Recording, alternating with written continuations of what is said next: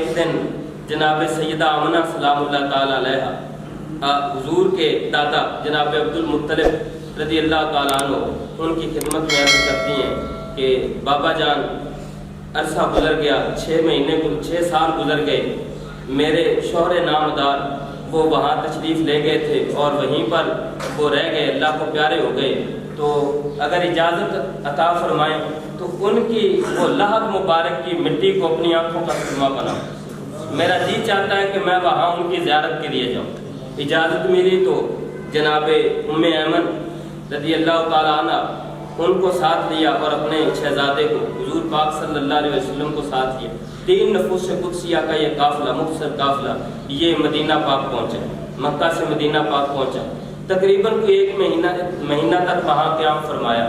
کہ وہاں لوگ اکٹھا ہونا شروع، جو دیکھتا حضور پاک صلی اللہ علیہ وسلم کی پیشانی مبارک سے نور چھلکتا، جو دیکھتا حضور پاک صلی اللہ علیہ وسلم کی اداؤں کو، کبھی کوئی دیکھتا کہ آپ پر بادل سایہ کرتا ہے، کبھی لوگ دیکھتے کہ پہاڑ بھی آپ کو جھک جھک کر سلام دیتے ہیں، تو لوگ دیکھتے رہ جاتے اور نشانیاں دیکھ دیکھ کر کہتے یہ تو اللہ کے نبی ہیں، یہ تو اس قوم کے ہونے والے نبی ہیں، یہ تو نبی ہیں اللہ کے۔ سارے ایک مرتبہ رش لگ گیا، لوگوں کا جم اٹھا ہو گیا۔ تو فرماتی ہیں کہ میرے دل میں خیال آیا کہ کہیں میرے شہزادے کو یہ لوگ نقصان نہ پہنچائیں، تو ان کو لے کر واپسی کا سفر شروع کیا۔ رستے میں مقام ابوا جب آیا تو حضور پاک صلی اللہ علیہ وسلم کی والدہ محترمہ سیدہ آمنہ سلام اللہ تعالیٰ علیہ آپ کو بخار ہوا، ایسا کہ آپ خود جان گئے کہ یہ جو تکلیف ہے یہ اب اللہ کی طرف بلانے والی ہے۔ تو اپنے شہزادے کو پاس بلا کے تو ارشاد فرماتی ہیں کہ بیٹا ہر نئی چیز نے پرانی ہو جانا ہے، ہر باقی نے فانی ہو جانا ہے، اور یہ فرما کر تو راہ یہ ان کے بقا ہو گئے۔ وہاں ایسے کچھ الفاظ ہیں حضور پاک صلی اللہ علیہ وآلہ وسلم کے قلب مبارک پر وہ صدمہ کیسا گزرا ہوگا۔ سفر ہے اور سفر میں 3 نفوس قدسیہ کا قافلہ ہے۔ حضور پاک صلی اللہ علیہ وسلم کی عمر مبارک صرف 6 برس ہے، اور ماں کا سایہ اٹھتا ہے اور انہی کالے پتھروں کے اندر پردہ فرما جاتی ہیں۔ تو جناب ام ایمن فرماتی ہیں اس وقت کہتی میں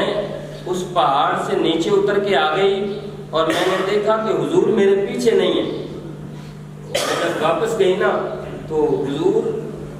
اپنی امی جان کی قبر مبارک پر کھڑے اس وقت کہہ رہے تھے